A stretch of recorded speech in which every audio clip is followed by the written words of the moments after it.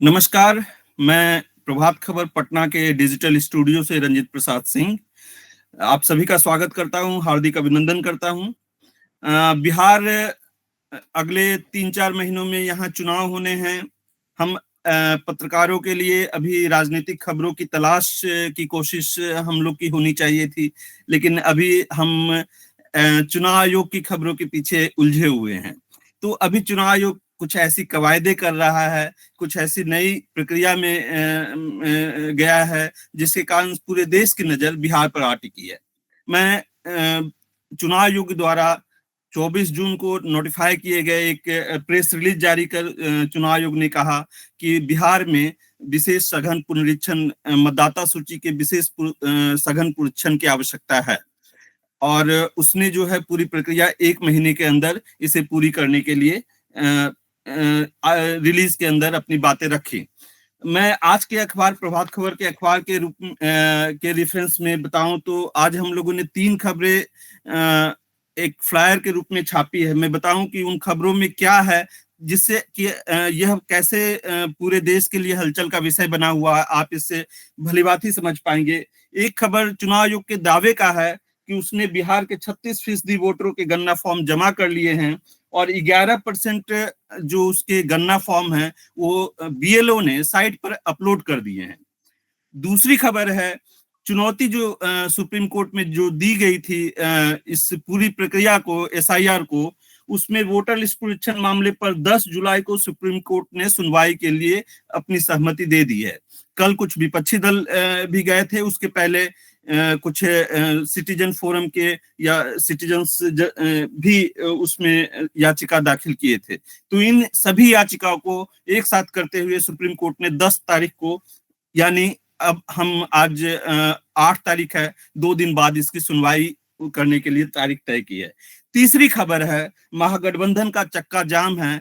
कल इसके घोषणा की गई है कि कल जो है 9 तारीख को महागठबंधन चक्का जाम करेंगे। इसमें तेजस्वी तो लीड करेंगे ही, राहुल गांधी भी पटना आ रहे हैं। तो पूरे देश की नजर इस पूरी कवायद पर है और विपक्ष एक तरफ इसके विरोध में है, सत्ताधारी जो यहाँ पार्टियां हैं वह इस पर खामोश है। एक तरह से समर्थन में लगातार इसकी बयानबाजी हो रही है। तो ये राजनीतिक विषय का भी चर्चा बना हुआ है, क्योंकि हर एक मतदाता से जुड़ा हुआ है, इसके लिए भी एक। तो इन सभी विषयों को एक समझ के तौर पर, एक राजनीतिक विश्लेषक के तौर पर, एक कानून के जानकार के तौर पर, एक इस याचिका, इस पूरी प्रक्रिया को सुप्रीम कोर्ट में चुनौती जिन्होंने दी है, एडीआर की तरफ से हमारे प्रोफेसर जगदीप छोकर साहब हमारे साथ मौजूद हैं, जिन्होंने इसके लेकर के सुप्रीम कोर्ट में याचिका दाखिल की है और इस पूरी प्रक्रिया पर कुछ सवाल खड़े किए हैं। तो हम इन सवालों के कानूनी, इन सवालों के सामाजिक व्यवहारिक पक्ष पर बात करने के लिए उनका इस स्टूडियो में हार्दिक अभिनंदन करते हैं। जगदीश जी, आपका बहुत बहुत स्वागत। धन्यवाद सर। सबसे पहले तो मैं बिल्कुल यही जानना चाहूंगा कि जब चुनाव आयोग इसे एक तरह से इलेक्टोरल रिफॉर्म के तौर पर ही ले रहा है और आप लोगों ने एडीआर का गठन इसलिए किया था कि इलेक्टोरल रिफॉर्म आप देश में लेकर के आए, तो आपको क्या लग रहा है कि ये इलेक्टोरल रिफॉर्म के लिए नहीं है, कुछ और हो रहा है? ये जो मतदाता सूची है उसको ठीक करना और उसको अप टू डेट करना बहुत अच्छी बात है। और ये बरसों से चर्चा होती आई है कि चुनाव सूची को ठीक करना चाहिए, उसमें कुछ ना कुछ गड़बड़ हमेशा रहती है। तो अगर इसको सिर्फ उस नज़र से देखा जाए कि ये चुनाव सूची को साफ करेगी, ठीक करेगी, उसमें जो गलतियां हैं उनको हटाएगी, तो उस हिसाब से ये बहुत अच्छी बात है। लेकिन साथ साथ ये भी देखना पड़ता है कि आप बहुत अच्छा काम कर रहे हैं, लेकिन वो आप कैसे कर रहे हैं। कि मैं एक उदाहरण आपको दे दूं कि कुछ साल पहले, आपको भी याद होगा, शायद आपके दर्शकों में से भी बहुत से को याद हो, कि अमेरिका ने इराक पे हमला किया था और ये कहा था अमेरिका ने कि हम इराक में लोकतंत्र लाना चाहते हैं। तो लोकतंत्र लाना तो बड़ी अच्छी बात है, लेकिन लोकतंत्र लाने के लिए लाखों करोड़ों लोगों को मार देना और देश का विध्वंस मचा देना, ये तो अच्छी बात नहीं है। जी। तो ये जो मैंने उदाहरण दिया वो शायद बिल्कुल ठीक ना हो और कुछ लोगों को अच्छा भी ना लगे, लेकिन चुनाव आयोग अच्छा काम करने की कोशिश कर रहा है, लेकिन वो गलत तरीके से कर रहा है। और वो तरीका ऐसा है जिससे मेरे ख्याल में या हमारे ख्याल में फायदा होने के बजाय नुकसान होगा। इसलिए हम इसको लेके सरकार वो कोर्ट में गए हैं, क्योंकि और तो कोई तरीका बचा नहीं है। चुनाव आयोग ने हमारी बात भी नहीं सुनी, औरों की भी नहीं सुनी, तो फिर हमने सोचा कि इसको आप कोर्ट में जाके देखा जाए। तो ये चुनाव सुधार है, लेकिन ये गलत तरीके से किया जा रहा है, इसलिए सुधार मेरे ख्याल में नहीं होगा, नुकसान होगा। एसोसिएशन ऑफ डेमोक्रेटिक रिफॉर्म जो आपकी संस्था है, उसने कई चुनाव सुधारों पर काम किया है, इलेक्टोरल बॉन्ड पर काम कर रहा है, उसके पहले जो है आपराधिक मामले जो राजनीतिज्ञों के हैं उस पर उसने काफी काम किया है। आप इस बात की इस पूरे मामले में आप इस बात पर लगातार जोर दे रहे हैं कि चुनाव आयोग को कोई अधिकार नहीं है कि वो भारतीय मतलब अपने मतदाताओं के नागरिकता को डिफाइन करने के लिए कहे। मैं इस जो रिप्रेजेंटेशन ऑफ पीपुल एक्ट है उसमें यदि यह जिक्र है कि कोई भारतीय नागरिक ही मतदाता हो सकता है, तो ये दोनों चीजें क्या कंट्राडिक्ट नहीं होती है सर? यह जिक्र के भारतीय नागरिक ही मतदाता हो सकता है, ये रिप्रेजेंटेशन ऑफ पीपल एक्ट में तो बाद में आया, उससे पहले ये संविधान में है। जी। संविधान के 526वें अनुच्छेद में ये लिखा है कि कोई भी व्यक्ति जो 18 साल से ज्यादा का उम्र का है और भारत का नागरिक है, वो मतदाता बन सकता है। तो इसमें कोई शंका नहीं है कि मतदाता का भारतीय नागरिक होना अनिवार्य है। जी। लेकिन उसके साथ साथ और सिर्फ वही कानून नहीं है, और भी कई कानून हैं। जी। अगर उन सब कानूनों को इकट्ठा करके देखा जाए तो नागरिकता निर्धारित करने की जिम्मेवारी चुनाव आयोग की प्राथमिक तौर पे नहीं है। प्राथमिक तौर पे नागरिकता को साबित करने की जिम्मेदारी होम मिनिस्ट्री पे है, रजिस्ट्रार जनरल ऑफ इंडिया पे है, और संस्थाएं हैं, कानूनी और संवैधानिक संस्थाएं हैं जिनको ये जिम्मेवारी स्पेसिफिकली मिली हुई है। इलेक्शन कमीशन का काम यह है कि इलेक्टोरल रोल या मतदाता सूची चली आ रही है बरसों से, और जो हमेशा से इसमें ये जो मतदाता सूची का रिवीजन होता है वो होता है कि पिछली वाली मतदाता सूची लीजिए और उसको चेक करिए कि उसमें से क्या क्या उसमें गलतियां हैं, कौन मर गया, कौन छोड़ के चला गया, किसी का पता नहीं है, कौन नए आ गए हैं, कौन 18 साल के हो गए हैं, वो उसमें जोड़ दीजिए। उसको कहा जाता है मतदाता सूची का रिवीजन। उसमें ये बात पहले उठ चुकी है। तो 1995 में सुप्रीम कोर्ट में एक फैसला हुआ था, लाल समथिंग हुसैन कुछ नाम है, और एक 2024 का फैसला है। उन दोनों में ये लिखा हुआ है कि चुनाव आयोग को जो जिस व्यक्ति का नाम चुनाव मतदाता सूची में है उसके बारे में प्रिज्यूम करना पड़ेगा कि ये नागरिक है। प्रिज्यूम को हिंदी में क्या कहते हैं मुझे एकदम सूझ नहीं रहा है। और ये बात इलेक्शन कमीशन को पता है। उन्होंने अपने जून 24 का जो नोटिफिकेशन है उसमें लिखा है कि जो लोग 1 जनवरी 2003 से पहले मतदाता सूची में हैं उनके बारे में प्रिजम्पशन ऑफ सिटीजनशिप है, कि उनके बारे में ये माना जाता है कि वो नागरिक हैं। लेकिन जो लोग 2003 के बाद मतदाता सूची में आए हैं उनको 24 जून से चुनाव आयोग नागरिक मानने के लिए तैयार नहीं है जी। क्योंकि सुप्रीम कोर्ट ने ये कहा हुआ है कि नागरिकता मानी जाएगी अगर वोटर लिस्ट में नाम है। इसलिए चुनाव आयोग का ये कहना कि 2003 के बाद जो लोग वोटर लिस्ट में आए थे 23 जून 2025 तक, उनमें नागरिकता की प्रिजम्पशन नहीं है, ये कहा नहीं है उन्होंने, लेकिन जो उन्होंने कहा है कि 2003 से पहले में है, तो उसका मतलब ये निकलता है कि 2003 वालों के बाद में नहीं है। और ये अधिकार सुप्रीम कोर्ट के फैसलों के मुताबिक इलेक्शन कमीशन को नहीं है।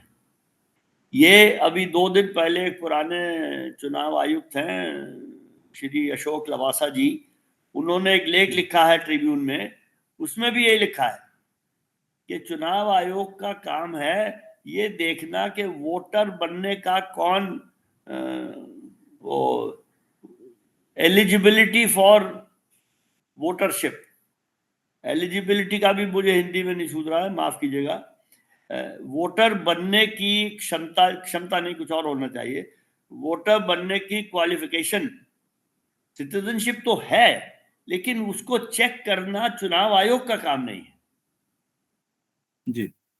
इसलिए से इन दोनों में इसलिए मैंने कहा कि अगर इस तरीके से चुनाव आयोग ना करे तो ये बहुत अच्छा काम है, लेकिन वो इसको गलत तरीके से कर रहा है। जो 24 जून का जो रिलीज था चुनाव आयोग का, उसमें इनएलिजिबल को बाहर करने के लिए भी मतलब यह प्रक्रिया की जा रही है, उसने इस टर्म का उपयोग किया है। वो एक और दिक्कत है कि वोटर लिस्ट से नाम हटाने की भी एक कानूनी प्रक्रिया अवेलेबल है। जी। वो रजिस्ट्रेशन ऑफ वोटर्स रूल्स में है, वो रिप्रेजेंटेशन ऑफ पीपल एक्ट में है। ये है प्रावधान कि अगर आप चुनाव आयोग चाहे कि किसी का नाम हटाना है चुनाव मतदाता सूची से, तो उस व्यक्ति को एक नोटिस दिया जाएगा लिखित में, और यहां तक लिखा हुआ है कि अगर वो आदमी नोटिस के लेने के लिए ना मिले तो उसके घर के दरवाजे पर नोटिस चिपका दीजिए। जी। यहां तक लिखा हुआ है। जी। जी। और उस नोटिस में ये लिखा है कि आप show cause why your name should not be removed, आप कारण बताओ, उसको कहते हैं कारण बताओ नोटिस, कारण बताइए कि आपका नाम मतदाता सूची से क्यों ना निकाला जाए। जी। अच्छा, नोटिस आपने उस व्यक्ति को दे दिया या उसके घर के बाहर लगा दिया, उसके बाद 2 बातें हो सकती हैं, या तो वो व्यक्ति चुनाव आयोग के पास आएगा जी। या नहीं आएगा। अगर वो नहीं जाता है चुनाव आयोग के पास तो उसका मतलब हुआ कि वो उसके पास कुछ कहने को है नहीं, और उसका नाम स्वाभाविक तौर से वोटर चुनाव मतदाता सूची से कट जाएगा। लेकिन अगर वो जाता है चुनाव आयोग के पास और कहता है कि मेरे पास तो ये है, तो उसके लिए भी प्रावधान में लिखा है कि उसको एक ये पर्सनल अपीयरेंस का मौका दिया जाएगा। जी। वो मौका तो नहीं दिया किसी को। जी। जो समय एक भी एक दिया आयोग के पास। जो 1/1/2003 से लेके और 23 जून 2025 तक लोग वोटर लिस्ट में जुड़े हैं, उनके नाम तो कट गए सबके, जी। लेकिन उनको नोटिस इसी, ये भी एक कानूनी मुद्दा है। जी। हमने इसको अदालत में अपनी पिटीशन में लिखा है। जी। ये 2.87 करोड़ इसकी संख्या है, तो ये हाँ, एक बहुत हाँ। बड़ी आबादी है जो इसके दायरे में है। और तो मैं दस्तावेज पर आता हूं कि जैसे चुनाव आयोग ने इसको 3 खांचे में बांटा, दस्तावेज जमा करने की प्रक्रिया को, कि किनको क्या क्या दस्तावेज देने हैं।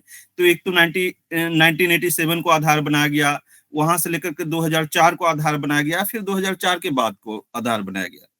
तो सर, आपको क्या लगता है कि ये 3 बाइफर्केशन का अर्थ क्या है, और आप इसे किस तरह देख रहे हैं आप इसे? देखिए, इसका अर्थ क्या है ये तो बताना मुश्किल है, लेकिन मुझे कुछ लोगों ने ये बताया है जी। कि ये जो भारतीय नागरिकता कानून है वहां से लिए गए हैं। मैंने उसको चेक नहीं किया, जी। लेकिन ये मुझे बताया गया है, तो मैं इसकी पुष्टि नहीं कर सकता, लेकिन ये हो सकता है। जी। लेकिन इसके देखने में तो ये है कि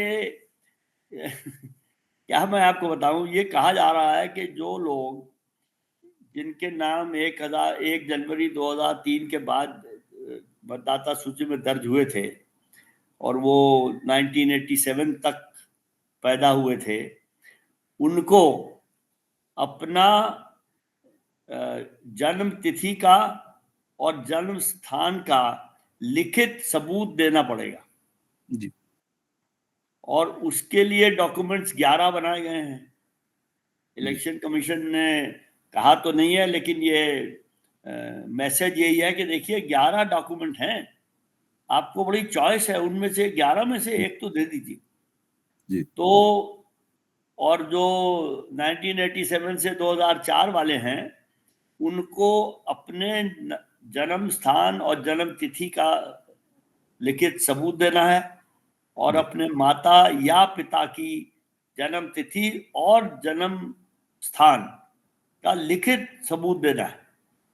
और जो 2004 के बाद हैं, उनको अपना भी, अपने माता का भी और अपने पिता का भी, तीनों का लिखित सबूत, जन्म तिथि और जन्म स्थान, ये देना है।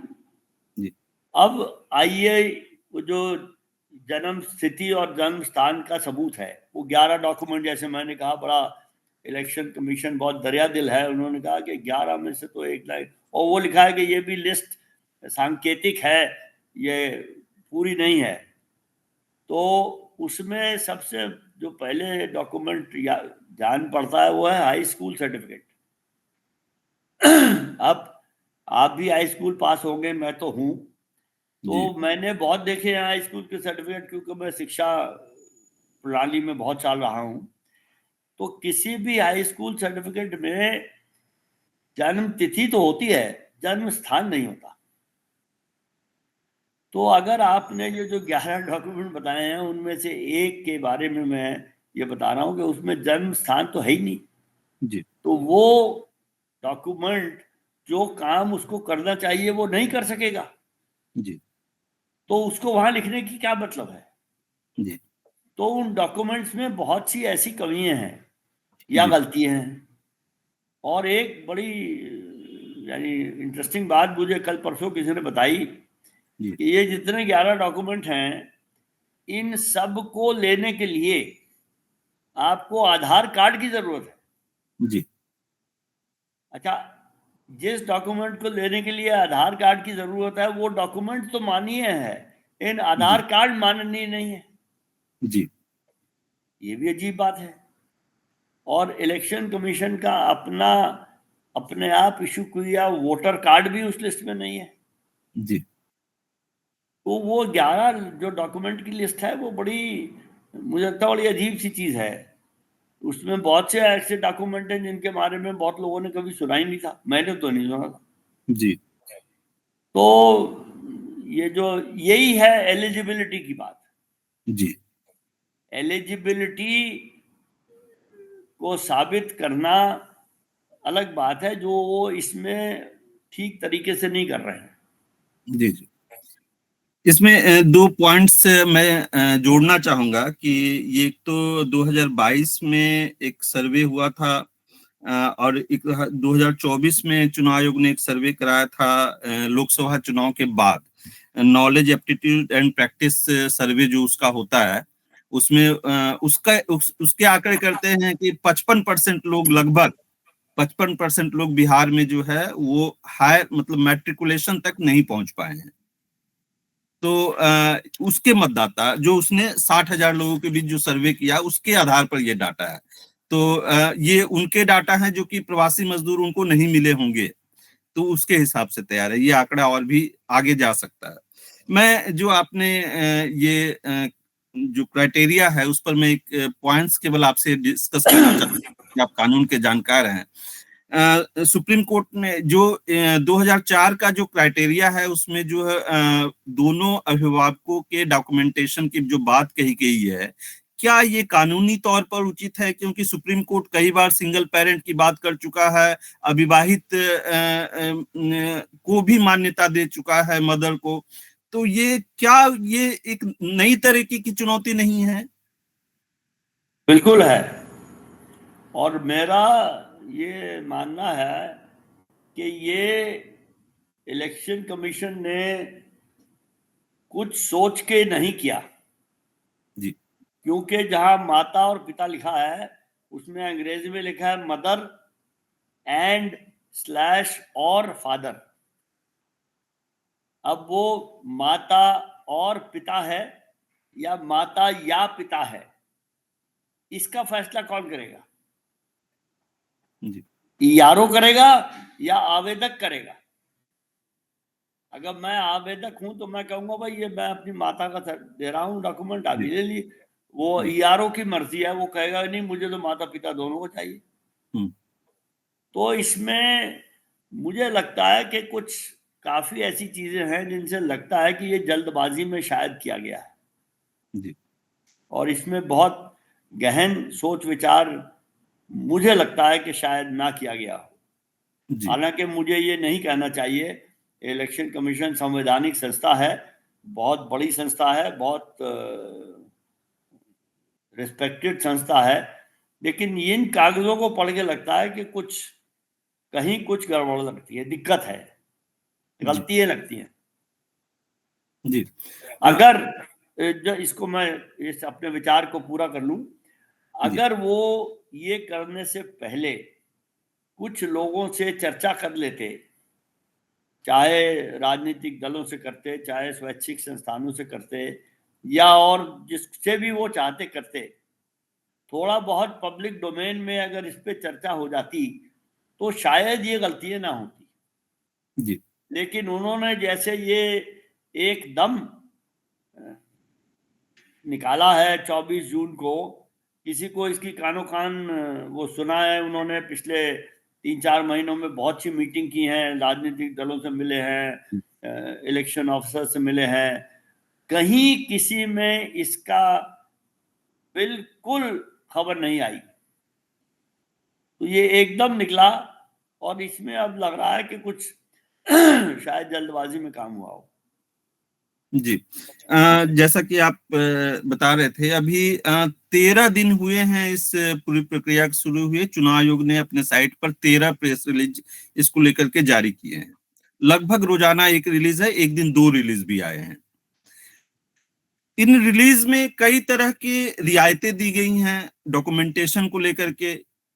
पहली बात ये आई थी कि फिजिकल प्रेजेंस होना जरूरी है। फिर ये बात आई कि बीएलओ जो है वो आपका फोनिक कन्वर्सेशन करके उसको कंफर्म करके वो इसको कर सकता है। उसके बाद डॉक्यूमेंट जमा करने को लेकर के आए। पहले ये आई कि नहीं 25 जुलाई तक आपको डॉक्यूमेंट जमा कर देने होंगे, अभी फॉर्म जमा कर दें। लेकिन अभी कल जैसे फैक्ट चेक को लेकर के कुछ चुनाव आयोग ने जो है फैक्ट चेक के नाम पर कुछ नए स्पष्टीकरण दिए हैं। उसमें उसने ये स्पष्ट किया है कि नहीं आप जो एक मेरे ख्याल से जो ये इसका दावा और आपत्ति का समय जितना तक है वहां तक वो आप अपना डॉक्यूमेंटेशन जमा कर सकते हैं। तो 1 सितंबर शायद ये डेट दिया गया है। तो इसके आधार पर तो कई जो है रियायतें दे रही है। तो इन रियायतों से क्या आपको लग रहा है कि ये प्रक्रिया आसान हो पाएगी, या इन रियायतों को आप इसको देख रहे हैं कि चुनाव आयोग से गलतियां हुई हैं वो रेक्टिफाई कर रहा है? क्या आप इसको किस तरह से देख रहे हैं? देखिए, मेरे ख्याल में तो ये जो आप कह रहे हैं कि छूट दी गई है, मेरे ख्याल में तो छूट नहीं दी गई। मेरे ख्याल में तो कंफ्यूजन बढ़ रहा है। जी आप तो रहते हैं रांची में, आई सपोज। नहीं जी, नहीं, मैं पटना से बोल रहा हूँ सर। पटना से बोल रहे हैं, और भी अच्छा। जी 3-4 दिन पहले आपके अखबार में भी छपा होगा वो विज्ञापन। जी, चुनाव आयोग ने बिहार एक फुल पेज विज्ञापन दिया था। बिहार चुनाव अधिकारी, मुख्य चुनाव अधिकारी Bihar, chief electoral officer Bihar ने पूरे पन्ने का विज्ञापन छापा। उससे जो मुझे जो समझ में आया, मैं तो दिल्ली में हूँ या गोवा में हूँ, मुझे जो समझ में आया वो ये था कि बिहार में ये बात फैली कि अब डॉक्यूमेंट देने की जरूरत नहीं है, ये इम्प्रेशन बना। जी और एक वो न्यूज़ 24 के कॉरेस्पॉन्डेंट हैं राजीव रंजन, उन्होंने एक वीडियो अपना लगाया है, उसमें उन्होंने गांव में जाके पूछा लोगों से जिसमें लोगों ने कहा कि हाँ अब तो सिर्फ बीएलओ कह रहे हैं कि फॉर्म भरो, उसमें अपना मोबाइल नंबर और आधार कार्ड लिख दो, बस दस्तखत करके दे दो। उस दिन ये चर्चा थी। उसके अगले दिन चुनाव आयोग ने एक प्रेस नोट जारी किया। उसके तीसरे पैराग्राफ में पहला वाक्य जो है वो यही है जो आपने कहा कि डॉक्यूमेंट 25 जुलाई तक दिए जा सकते हैं। जी तो वो पढ़ के लगता है कि आखिरी तारीख 25 जुलाई है। जी उसके अगले वाक्य में लिखा है कि अगर किसी डॉक्यूमेंट में कुछ कमी है तो वो डॉक्यूमेंट ईआरओ, वो जो आपने आपत्ति और वो वाला बताया, उसके प्रोसेस के बीच में भी ले सकता है। जी उससे ये लगता है कि वो जो प्रोसेस खत्म होगा 1 सितंबर को या पता नहीं जब भी, जी वो आखिरी तारीख है। जी तो अब पढ़ने वालों को ये नहीं पता कि क्या हो रहा है। और राजनीव रंजन ने तो बीएलओ से बात की, 3-4 से मैंने देखा। उन बीएलओ बेचारों को नहीं पता क्या करना चाहिए। जो जनरल मेरी समझ में आया वो ये है कि बस ये फॉर्म इकट्ठे कर लो, जितने ज्यादा से ज्यादा आए। और मैं समझता हूं जब ये ड्राफ्ट इलेक्टोरल रोल बनेगा या उससे भी पहले चुनाव आयोग एक प्रेस विज्ञप्ति देगा कि 7.9387 करोड़ फॉर्म हमने इकट्ठे कर लिए। जी अब वो फॉर्म इस्तेमाल होने के लायक हैं कि नहीं, उनके बेसिस पे लोगों के नाम दर्ज होंगे कि नहीं, ये पता लगेगा जब ड्राफ्ट इलेक्टोरल रोल बनेगा। जी और अगर उसमें आपका नाम नहीं है तो आपको जाना पड़ेगा ये बताने के मेरा नाम इस वजह से डालना चाहिए। जी अब इसमें आप अंतर देखिए, कानून नाम हटाने का है कि नागरिक बताए कि मेरा नाम क्यों नहीं हटाना चाहिए। ये नागरिक की शक्ति है। इलेक्शन कमीशन बिना नागरिक से पूछे नहीं हटा सकता नाम। जी अब नागरिक को ये विनती करनी पड़ेगी कि मेरा नाम आप डालिए। तो ये भी एक बड़ा कानूनी मुद्दा है कि अब तक अपना मत का पंजीकरण करवाना ये जिम्मेवारी चुनाव आयोग की थी जी कि लोगों का पंजीकरण करे। अब ये जिम्मेवारी जनता की होगी कि अपना पंजीकरण कराओ। चुनाव आयोग तो बैठा है अपने सिंहासन पे, आप नागरिक हैं, आपको अपना वोट देना है तो आप जाइए, अपना वोट दर्ज करवाइए। इलेक्शन कमीशन अप्रूव करेगा तो दर्ज हो जाएगा, नहीं होगा तो नहीं होगा। ये मुझे लगता है कि ये थोड़ी सी अलग बात है कि चुनाव आयोग के मानस में ये लग रहा है उनको कि वो चुनाव करवाने के ठेकेदार हैं। ठेकेदार सही शब्द नहीं है, लेकिन वो शायद ये भूल रहे हैं कि जो 324 अनुच्छेद संविधान में है कि चुनाव आयोग इसलिए बनाया है कि वो नागरिकों को अपने मताधिकार को इस्तेमाल करने में मदद करे। वो अंग्रेजी में कहते हैं सर्विस ऑर्गेनाइजेशन। उनका काम है नागरिकों को ये अपना जो उनका मत देने का अधिकार है उसको क्रियान्वित करने में नागरिकों की मदद करें। जी ये तो लग रहा है रोड़े अटका रहे मतलब वो वोट का अधिकार में। ये कुछ मुझे लगता है ऐसे, मैं इसके बारे में पूरी तरह से तो मैं नहीं जानता, बट मुझे ये अंदाजा है। जी मैं इसमें एक पॉइंट्स जोड़ना चाहूंगा सर कि जैसे अभी चुनाव आयोग ने बिहार में ही एक प्रयोग किया है। पंचायत चुनाव कुछ हुए थे जिसमें उसने मोबाइल ई वोटिंग का एक तरह से प्रयोग किया था। प्रयोग के तौर पर वो उसने कहा कि 67% वोटरों ने ई वोटिंग के जरिए, मोबाइल के जरिए वोटिंग की। मैं इसे इलेक्शन रिफॉर्म के तौर पर मतलब बताने की कोशिश कर रहा हूं कि ये चुनाव आयोग इसकी प्रक्रिया में है। तो जो पहले चुनाव आयोग की भूमिका थी कि जो आप जाएंगे तो जब ऑनलाइन सुविधा ये उपलब्ध हो गई है तो क्या ये चीजें डाइल्यूट नहीं होती है कि अब जो है ये नागरिकों को सुविधा चुनाव आयोग ने दे दी तो आपका दायित्व है कि आप उसको भरे। इसमें मैं आपको एक स्पष्टीकरण देना चाहता हूं। जो मोबाइल फोन से मतदाता ने दिया है वो पंचायत चुनाव में दिया है। जी पंचायत चुनाव करवाता है बिहार इलेक्शन कमीशन। जी बिहार इलेक्शन कमीशन एक स्वतंत्र संवैधानिक संस्था है। जी उसका चुनाव आयोग जो दिल्ली में बैठा है उससे कोई रिश्ता नहीं है। जी दिल्ली में जो चुनाव आयोग है वो सिर्फ संसद और विधायकों के चुनाव करवाता है और राष्ट्रपति और उपराष्ट्रपति के चुनाव करवाता है। जी उसका पंचायत इलेक्शन से कोई ताल्लुक नहीं है। जी बल्कि ऐसा भी है कि इन दोनों की वोटर लिस्ट भी अलग अलग होती है। जी अगर आपका नाम विधायिका के चुनाव सूची में है तो जरूरी नहीं है कि वो पंचायत या जिला परिषद में भी होगा। जी तो दोनों अलग अलग स्वतंत्र संस्थाएं हैं। जी तो जो बिहार चुनाव आयोग ने किया उसको मानना केंद्रीय चुनाव आयोग के लिए जरूरी नहीं है। ऐसे उदाहरण हैं मेरे पास कि महाराष्ट्र चुनाव आयोग ने और हरियाणा चुनाव आयोग ने नोटा के बारे में नोटिफिकेशन निकाला जी जो और किसी स्टेट के चुनाव आयोग ने नहीं निकाला, जी और वो केंद्रीय चुनाव आयोग भी नहीं फॉलो कर रहा। तो अभी तक जो केंद्रीय चुनाव आयोग है उसने मोबाइल वोटिंग के बारे में कुछ कहा नहीं है, जहां तक मुझे पता है। तो जी इसलिए मैं नहीं जानता कि इसका क्या असर होगा। और मुझे ये मालूम है कि पंचायत चुनाव में मोबाइल वोटिंग हुआ था, जी उसमें क्या अनुभव रहा। ये चुनाव आयोग तो बहुत कुछ कर रहा है, बिहार चुनाव आयोग, लेकिन उसका जमीनी स्तर पे क्या रहा ये अभी मुझे नहीं मालूम। हो सकता है और लोगों को मालूम हो।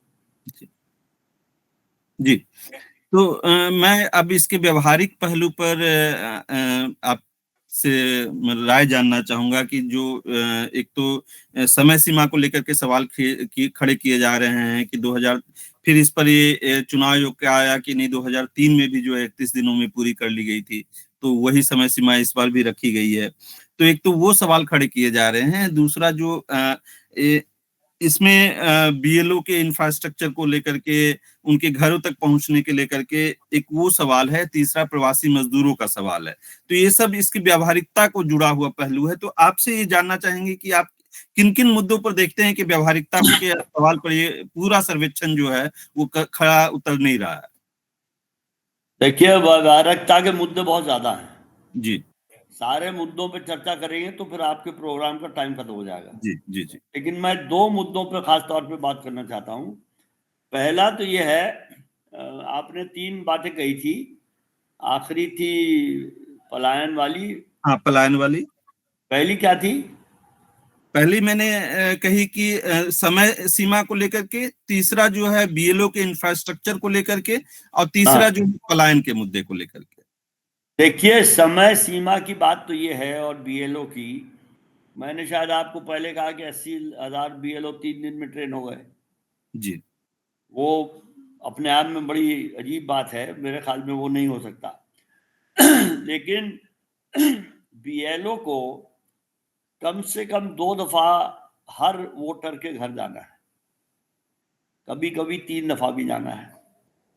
जो हो रहा है, जो राजीव रंजन की रिपोर्ट से मैंने देखा कि बीएलओ जाके 50-100 फॉर्म एक जगह दे देता है, कह देता है कि इसको बांटो। बांट दीजिए। जी तो वो काम जो इसमें ऑर्डर में लिखा है वो तो ऑलरेडी नहीं हो रहा। जी और बीएलओ का हर घर में 3 दफा या 2 दफा जाना इस 10-15 एक महीने के बीच में असंभव है।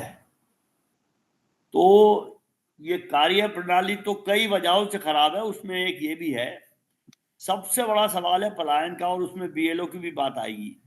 जी अब बिहार से नंबर वेरी करता है। मेरा ख्याल ये है कि 20, 30, 25, 50% लोग पलायन करते हैं और किसी खास मौसम में नहीं करते, वो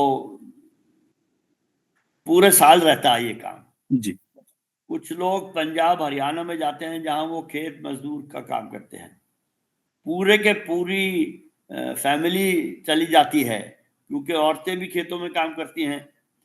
तो ऐसे बहुत से घर हैं जहां कोई नहीं मिलेगा BLO को।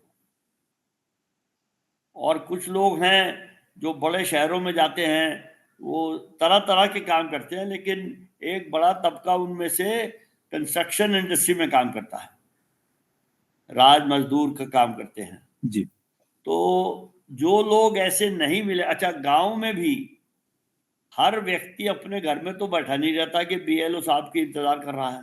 जी कोई कुछ करता है, कोई कुछ करता है, कोई कहीं खेत में जाता है, मजदूरी है, या अपना खेत है, या कुछ और काम कर रहा है।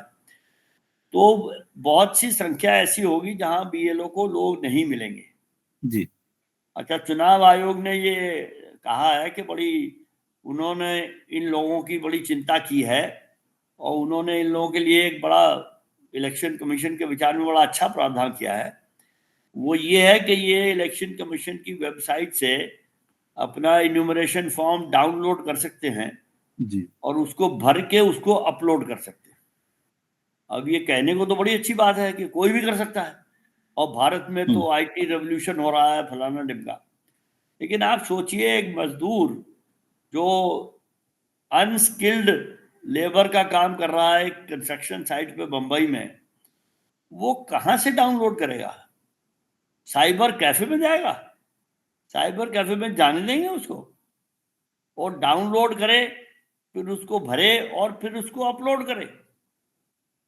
और दूसरे, बिहार में जो लोग गांव में रहते हैं, जहां बिजली नहीं है और जहां लोगों को अपना टेलीफोन चार्ज करने की सुविधा नहीं है, वो लोग कैसे डाउनलोड करेंगे और उसको अपलोड करेंगे? तो ये जो प्रावधान किया है, ये मेरे ख्याल में कंप्लीटली इम्प्रैक्टिकल है, और इसकी वजह से 30, 40, 50% तक के लोग अपने चुनाव अधिकार से वंचित होने का मुझे डर है, जिसको अंग्रेजी में कहते हैं डिसएनफ्रेंचाइजमेंट।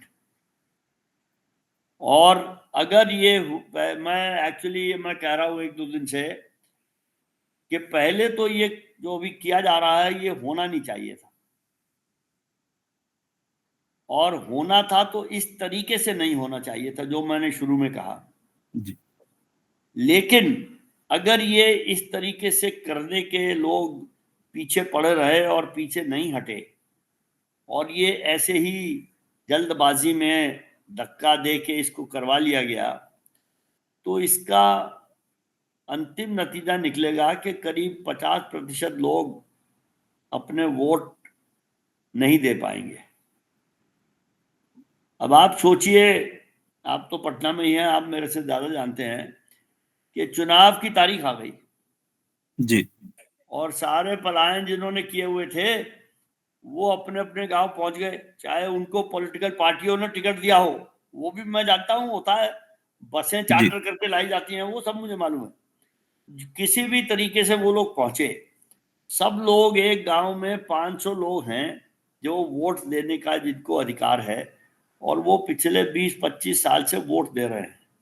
जब भी चुनाव होता है, विधायिका का हो या संसद का हो, वो पहुंच गए वहां, और वोटिंग के लिए वो बूथ में गए, और 500 में से 200 लोगों की वोट तो मिली, 300 की नहीं मिली। तो उस समय उस गांव में उस पोलिंग बूथ पे क्या होगा, ये बताइए आप मुझे। जी क्या अंदाजा है आपका? नहीं, ये बिल्कुल वहाँ के चुनाव पदाधिकारी के लिए भी बिल्कुल ऑकवर्ड सिचुएशन होगा। वो कैसे उसको सिचुएशन को हैंडल करेगा, एक बड़ा सवाल बिल्कुल आयोग के सामने होगा। वहां अराजकता होगी। जी गांव के लोग अनपढ़ हों, लेकिन उनको अपने मत अधिकार के बारे में पूरी तरीके से पता है। और ये महात्मा गांधी ने कहा था कि जिस व्यक्ति के पास कुछ भी नहीं है, उससे आपको डरना चाहिए, जी क्योंकि वो कुछ भी कर सकता है। तो ये जो वंचित लोग हैं, इनके से अगर चुनाव का अधिकार इनको नहीं मिलेगा इनके हाथ से, उस वक्त इनको पता लगेगा कि छिन रहा है। और अगर 2, 4, 8, 10 के साथ हो तो वो चुप हो जाते हैं, अपने गुस्से को पी लेते हैं। जब 200, 300 लोगों के साथ होगा, तो क्या होगा, मैं उसकी वो मैं सोचने में मुझे डर लगता है। जी जी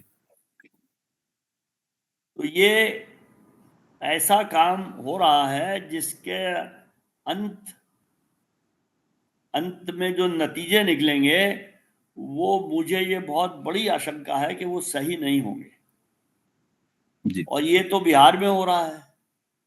अब वो चुनाव आयोग ने तो लिखा ही है कि अब सब जगह होगा, जी तो हर जगह यही काम होगा। और अगर इसी तरीके से होगा तो बिल्कुल गलत है। जी बिहार के प्रवासी मजदूरों के साथ ये फेनोमेनन है कि वो चुनाव के समय में पर्व त्योहारों में लौटते हैं। हाँ, जी तो वो लौटेंगे। जी और और अगर एक सिग्निफिकेंट प्रोपोर्शन को अपना वोट नहीं मिला, अब वो कितना नंबर होगा मुझे नहीं मालूम, लेकिन अगर बहुत सारे लोगों को नहीं मिला तो फिर सामाजिक अशांति होने का की आशंका है। जी उसमें उसमें जो चुनाव अधिकारी बूथ पे हैं उनकी भी बड़ी मुश्किल हो जाएगी। जी और हर एक गांव में कोई 5 6 8 10 पुलिस वाले होते हैं, जी उनके बस की भी नहीं रहेगी बात। और अगर 1 2 4 गांव में हुआ तो उसको दबा लिया जाएगा, जैसे वो माकरवाड़ी गांव महाराष्ट्र में इलेक्शन कर रहे थे अपना, उनको बंद करवा दिया। लेकिन अगर 100 गांव में हो गया तो जी बिल्कुल ये अभी फिलहाल जो गन्ना फॉर्म जमा करने की जो रफ्तार है उससे तो लग रहा है कि चुनाव आयोग अपने लगभग जो आपने कहा पहले कि फॉर्म जमा करने की जो रफ्तार है उसके हिसाब से 99% तक वो पहुंच सकता है। लेकिन वो उसका जब डॉक्यूमेंटेशन होगा उसके बाद वो जब फाइनल इलेक्टोरल रोल आएगा उसमें क्या हाँ। होगा, ये बड़ा सवाल है। बिल्कुल जी मैं एक अंतिम पहलू पर आपसे कुछ राय जानना चाहूंगा, राजनीतिक पहलू पर। इसमें दो सवाल है मेरे। एक तो हर एक पार्टियों के अपने वोट बैंक होते हैं जिसके आधार पर वो अपना चुनाव की तैयारी करता है। तो ये आपको क्या लगता है कि ये जो किसी खास पार्टी को क्या इससे नुकसान होना है, या इससे इस पूरी प्रक्रिया में सभी पार्टियों को नुकसान होना है? क्या आप इसको राजनीतिक पहलू के तौर पर किस तरह से देखते देखिए, इसके बारे में मैं कुछ जानता नहीं हूँ, लेकिन मेरा ये ख्याल है कि इससे नुकसान किस पार्टी को होगा या किसको नहीं होगा वो मैं नहीं जानता। लेकिन मुझे ये मालूम है कि वंचित वर्ग जो है, वो चाहे दलित हो, चाहे वो मुसलमान हो, चाहे वो किसी दूसरे धर्म के लोग हों, जो अनपढ़, पैसे के हिसाब से कमजोर हैं, जिनको वंचित वर्ग कहा जाता है, मेरे ख्याल में आप समझ रहे होंगे वो क्या होता जी है, जी उन लोगों को ज्यादा दिक्कत होने वाली है। और इसलिए वहां से अगर आप देखें तो जिन पार्टियों को वो लोग वोट देते हैं उन पार्टियों को शायद नुकसान हो। लेकिन कौन किस पार्टी का वोट बैंक है, ये भी एक बड़ा मुश्किल सवाल है। जी और हम लोग जो काम करते हैं, हम किसी पार्टी के हक में या किसी पार्टी के खिलाफ तो काम करते नहीं है।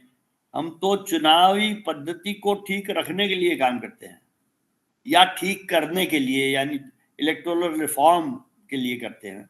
जी तो हमारे लिए ये चुनावी पद्धति का मामला है। इससे चुनावी पद्धति जो इसमें बताई गई है वो ठीक नहीं लगती, जी ये मेरा ख्याल है। जी और इसीलिए हम इसमें ये कर रहे हैं, हमने पिटिशन वगैरह डाली है। जी तो पार्टी का किसी का नुकसान हो, किसी का फायदा हो, हमें ना उससे कोई लेना देना है, ना हम उसको इस बारे में सोचते हैं। जी क्योंकि अगर हम वो सोचने लगे तो हम ये काम निष्पक्षता से नहीं कर पाएंगे। जी जी बिल्कुल। मैं एक इसी राजनीतिक सवाल में एक और चीज पर आपसे राय जानना चाहूंगा कि जब चुनाव आयोग से विपक्षी दलों का जो प्रतिनिधिमंडल था वो जब बाहर निकला था तो उसने प्रेस कॉन्फ्रेंस में एक बात कही थी कि जो है लेवल प्लेग्राउंड जो होता है वो उसको नहीं मुहैया हो रहे हैं। तो आप इसको किस तरह से देखते हैं? क्या ये आपको इस पूरी प्रक्रिया में ये दिख रहा है कि कुछ राजनीतिक दलों के लिए लेवल प्लेग्राउंड नहीं मिल रहा है? देखिए, मुझे जो राजनीतिक दल कहते हैं उस पर ज्यादा विश्वास नहीं है। जी जो वो करते हैं उस पर विश्वास है। जी अभी जो हुआ इसमें, ये 24 तारीख को सिलसिला शुरू हुआ।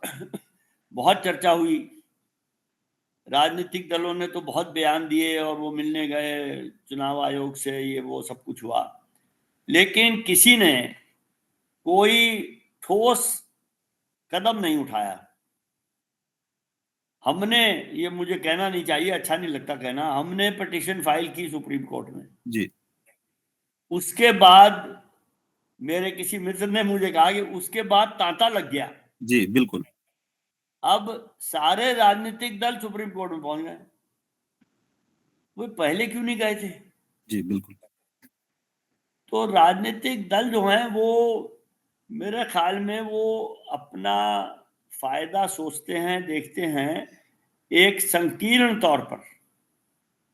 अगर वो देश का पूरा देखें कि पूरे देश में इसका क्या फायदा नुकसान हो रहा है, मेरे ख्याल में पिछले कुछ सालों से कोई भी राजनीतिक दल, और ये बड़ी मैं गंभीर बात कह रहा हूं और ये बड़ा मैं सोच के कह रहा हूं, कोई भी राजनीतिक दल संपूर्ण देश के हित में नहीं सोच रहा है।